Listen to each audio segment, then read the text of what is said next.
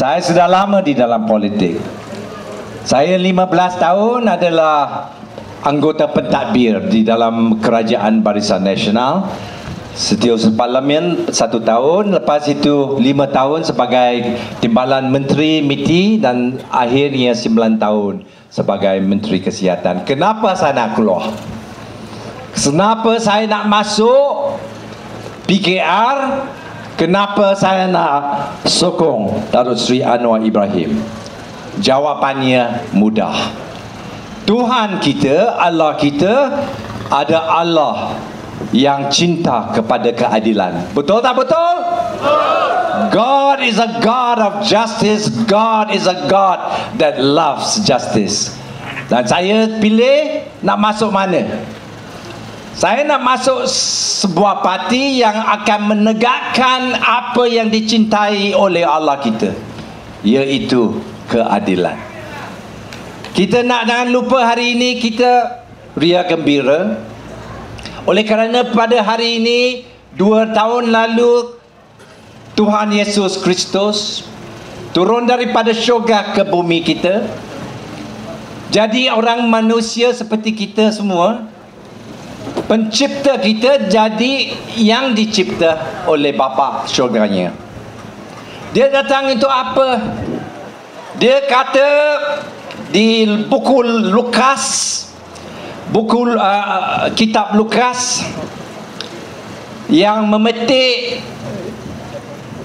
Nabi Yesaya di bab yang ke-61, dia memetik, Roh Tuhan ada padaku, oleh sebab ia telah mengurapi aku untuk menyampaikan kabar baik kepada orang-orang miskin,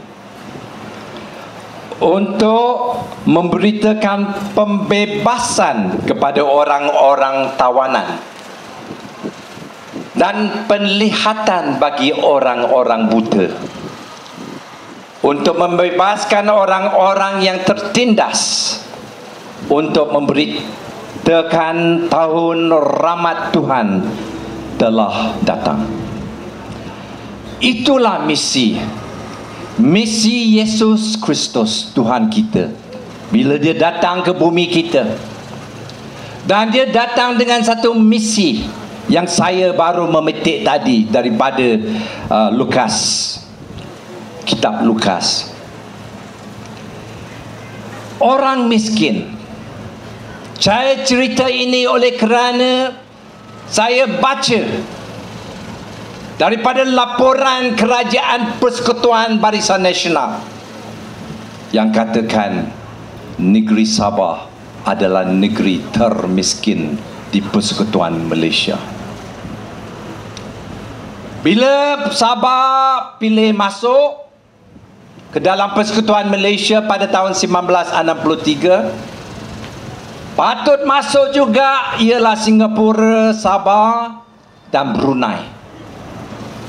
Brunei pada saat akhir dia tarik keluar, tak mau masuk ke dalam Persekutuan Malaysia. Singapura diminta keluar daripada Persekutuan Malaysia pada tahun 1965. Cuma Sabah dan Sarawak masuk ke dalam Persekutuan Malaysia. Dan patutnya pada masa itu kami semua yang berduduk di sini, rakyat Sabah, patutlah jadi partner atau rakan kongsi dengan Semenanjung Malaysia. Tetapi hari ini Sabah sudah jadi negeri yang dijajarkan oleh UMNO. Kita semua tahu, bukan saja orang Kristian yang ditindas, bahkan orang Islam. Orang Islam tertindas juga oleh kerana bersama dengan Kristian, Buddha dan lain-lain. Kamu semua duduk di sebuah negeri yang dikatakan termiskin di Persekutuan Malaysia. Oleh kerana itu saya memetik misi Tuhan Yesus Kristus tadi. Roh Tuhan ada padaku oleh sebab ia telah mengurapiku untuk menyampaikan kabar baik untuk orang-orang miskin. Hati Allah, hati Tuhan bersama dengan orang yang tertindas dan orang yang miskin. Dan kita tahu kenapa Sabah daripada negeri yang kedua terkaya di Malaysia pada tahun 1963 sekarang dijadikan negeri yang termiskin di persekutuan. Kamu semua telah tahu, you sudah hidup di dalam satu keadaan tertindas. Yang pertama, perjanjian 20 poin telah tidak ditunaikan oleh kerajaan UMNO Barisan Nasional. Untuk orang yang beragama, tak kira Islam atau Kristian, janji itu adalah maruah.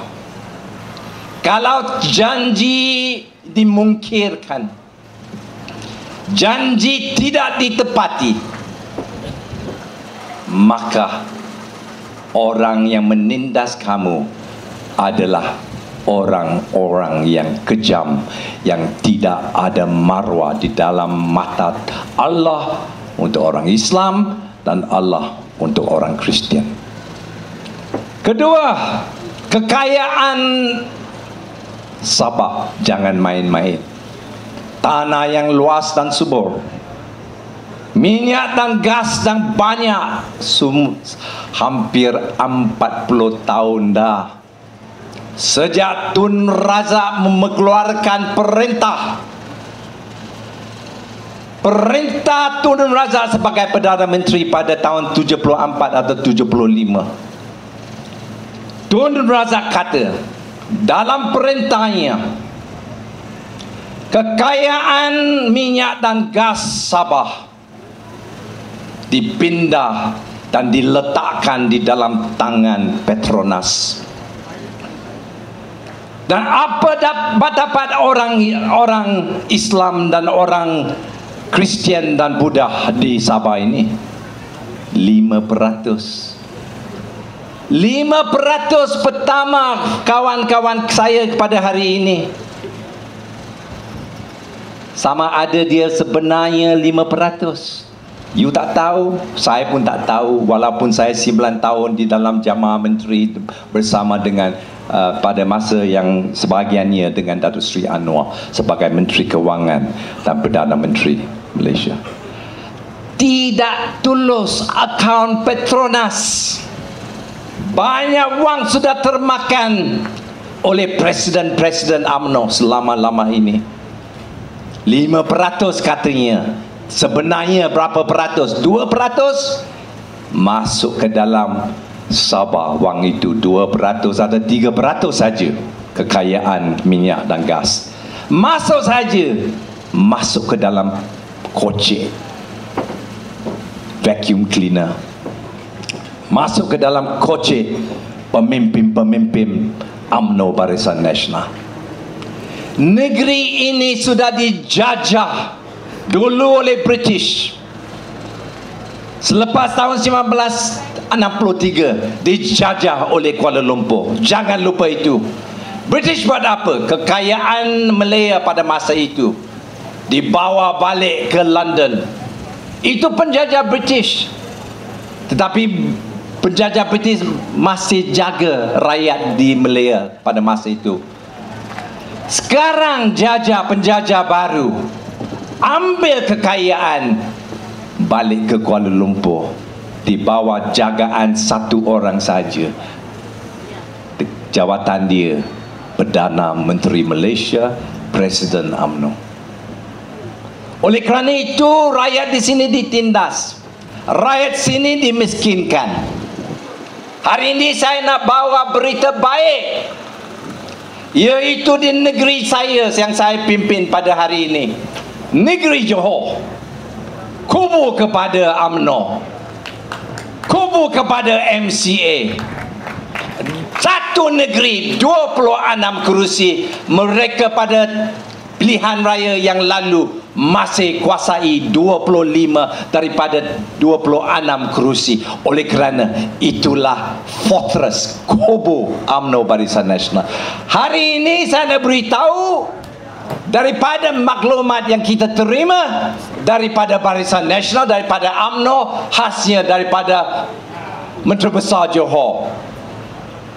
UMNO di Johor sekarang telah tergoyang.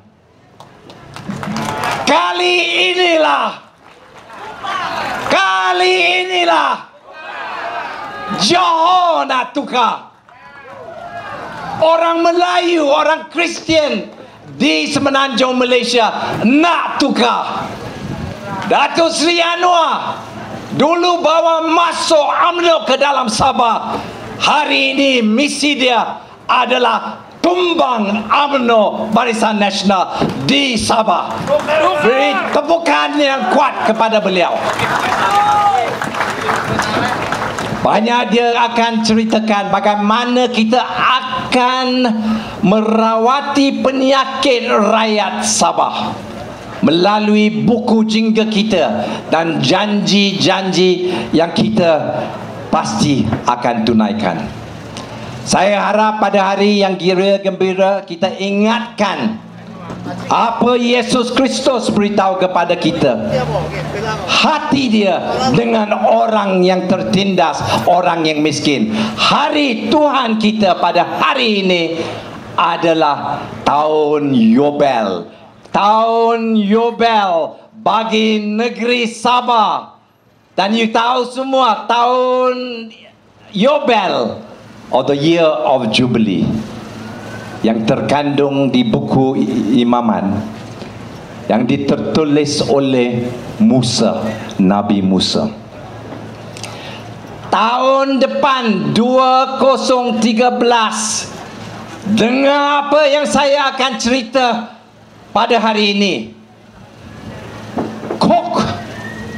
Beban kok di atas Sabah pada tahun 2013, tahun Yobel bagi Sabah. Kok itu akan dipatahkan oleh Pakatan Rakyat dan sekutu-sekutu kita. Inilah tahun Yobel.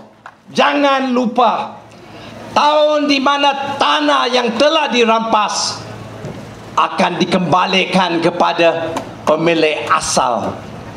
Tahun di mana